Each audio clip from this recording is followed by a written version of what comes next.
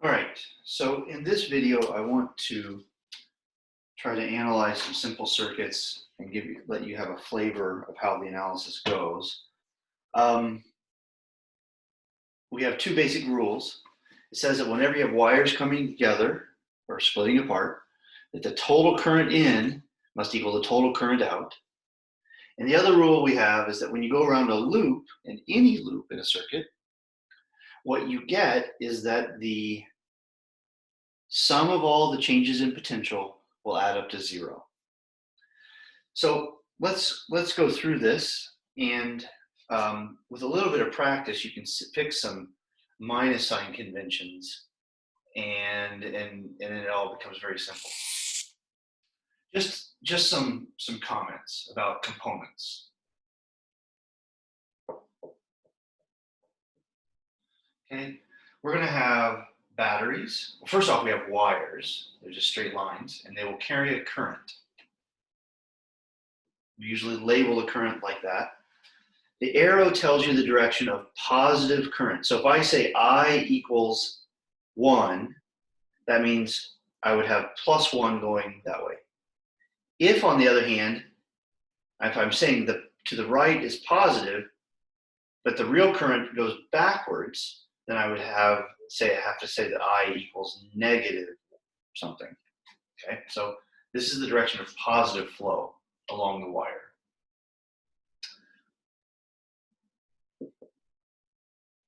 A battery, I'm going to write like that.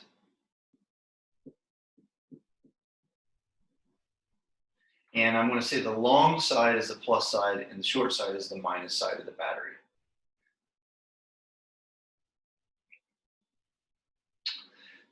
A similar looking symbol is the following.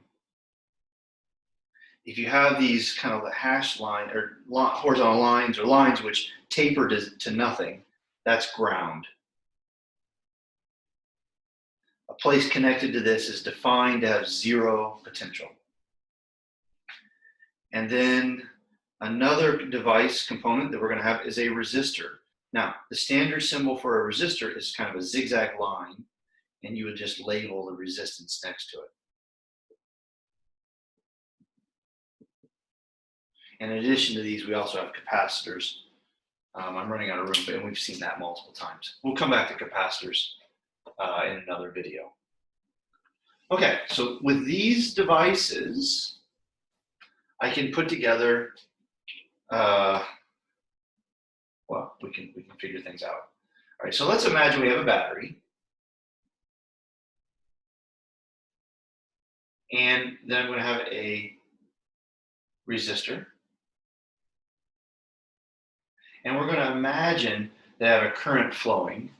And remember, what we call current is the direction of positive charges moving, which is actually the opposite of what really happens. Okay. Now let's think about what happens. The battery generates a difference in potential from the minus sign to the plus side.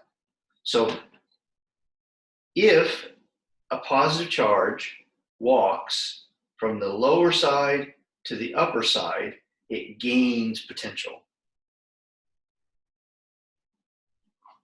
So that's like a gain of energy, potential energy. But then the resistor is going to extract or take energy away from, slow it down, basically. Is that one way you could think of it. So I think of resistors, if a positive charge, meaning if I walk in the direction of the positive current, if I cross from the negative side of a battery to the positive side of the battery, that would represent a gain of voltage or gain of potential. On the other hand, if the positive charge or the current flows, so if I walk along in the direction of the current flow, then that would represent a drop of electric potential or drop of voltage. So I would associate that with a negative voltage. And when I get back to where I started, the sum of all the changes in voltage have to be zero via Kirchhoff's second law. So if I said I had a voltage here, I would start here, and I would say, so I'm just going to say, Kirchhoff's second law says that the sum of all the voltage changes has to add up to 0 around this loop. So let's apply this here and see what I get. I start here, I walk this way, and I get plus V.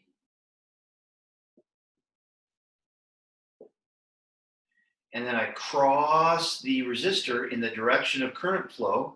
That represents a loss of voltage.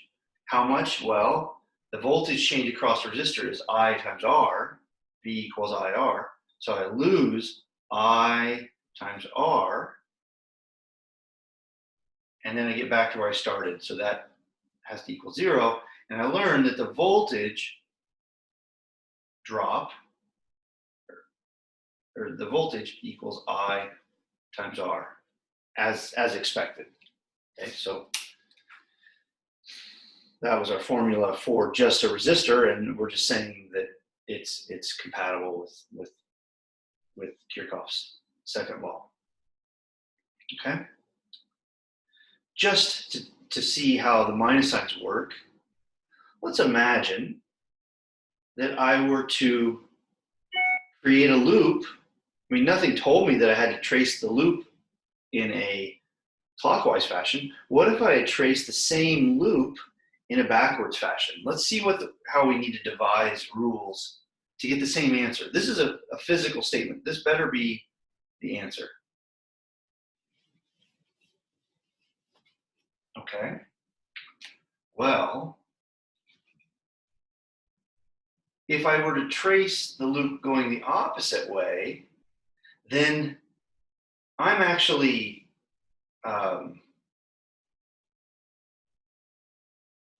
then I'm kind of like running the movie backwards in time, really. So therefore, I would say that effectively the resistors represent a gain of potential going back in time for the current flow, and then the battery represents a loss of potential going back in time for the current flow.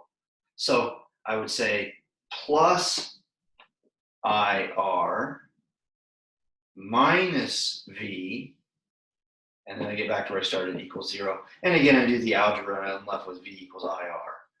Okay, so that's how I like to do circuits. I like to think about the batteries as being gains in potential, and think about the resistors as being losses in potential, because I think that mimics the energy changes.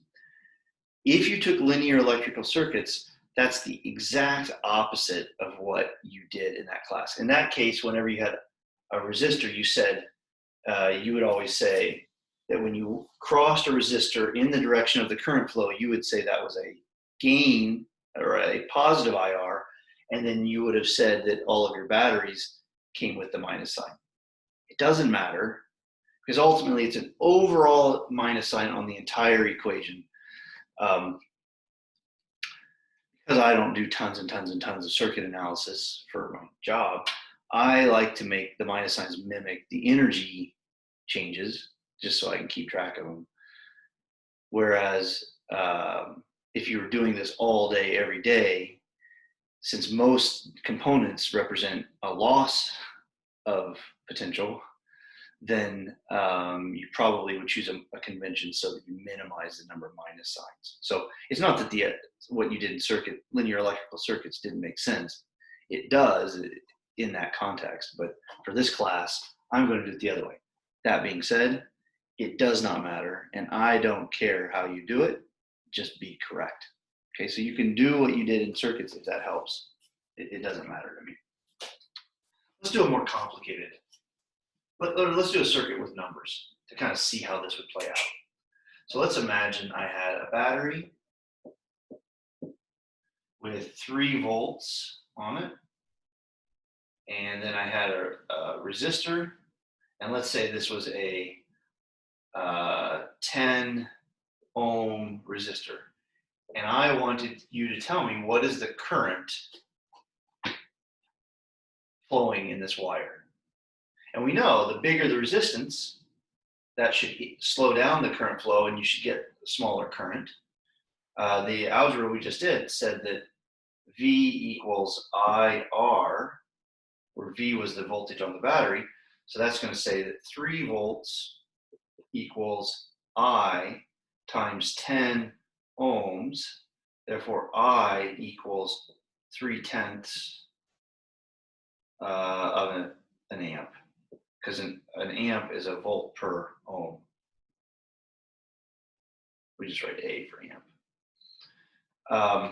So 0.3 amps. Okay, so that's kind of the simplest possible circuit you could possibly have.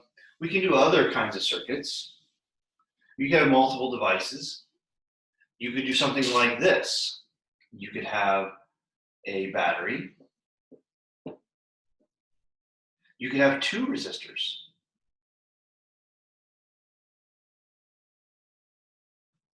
So let's say this is 3 volts. We could say this is 1 ohm, and we could say this is 2 ohms resistors. And we would just have current here. Now, first off, the current passes through this resistor, and all the currents that is on one side, it has to go somewhere, so all this current emerges on the other side.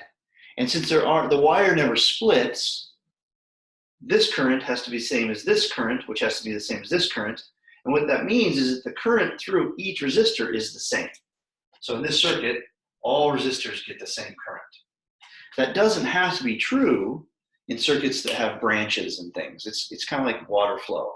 If you split the water flow between different pipes, then each pipe gets less than the total flow. In this case, there's one pipe, and so the current is the same throughout. So we can use Kirchhoff's loop rule on this circuit, and I can just start here and walk up. So I'm going to say this is a gain of voltage, and I'll say I lose voltage, and then I lose voltage, and then I come back to the start, and I get back, and all the changes that are added to 0. So I'm going to say 3 volts minus the voltage drop across this. Well, that would be I times 1 ohm, V equals IR.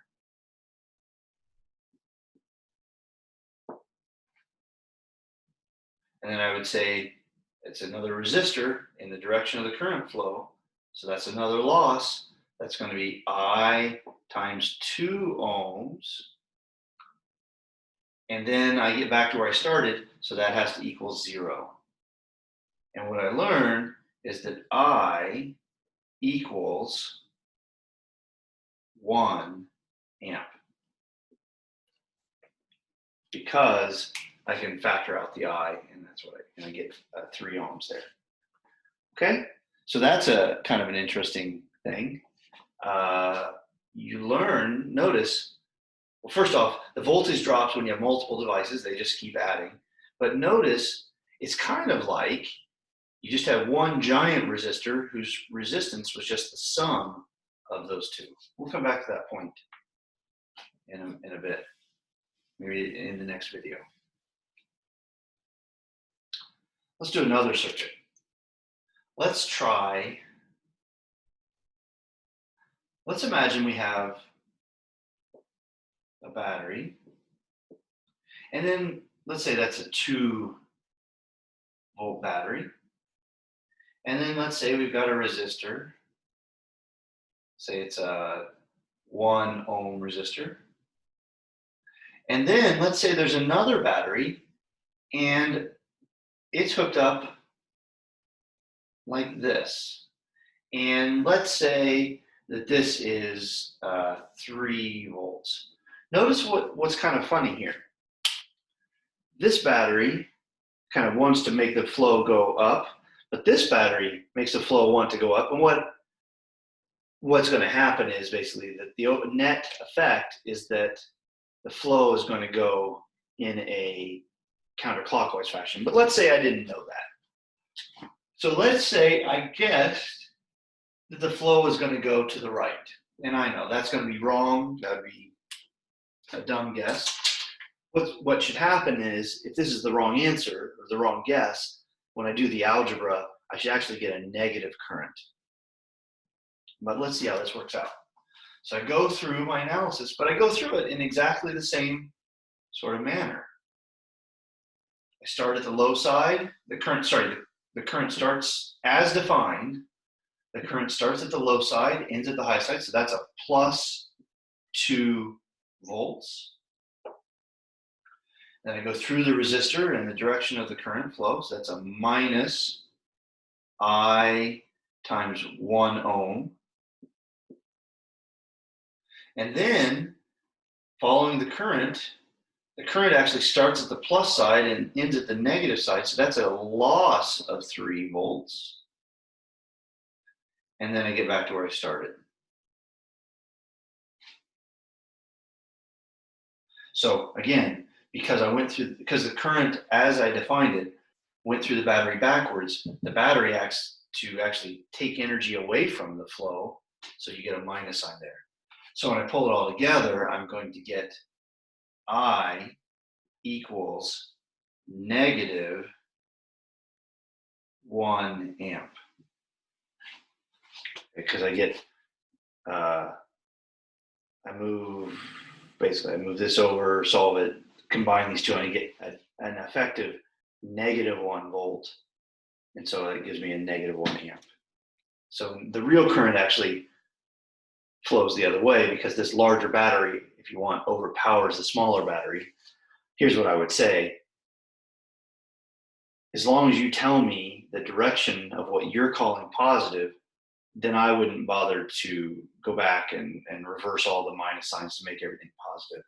As long as you give me the diagram with your definitions, then I know how to interpret that answer.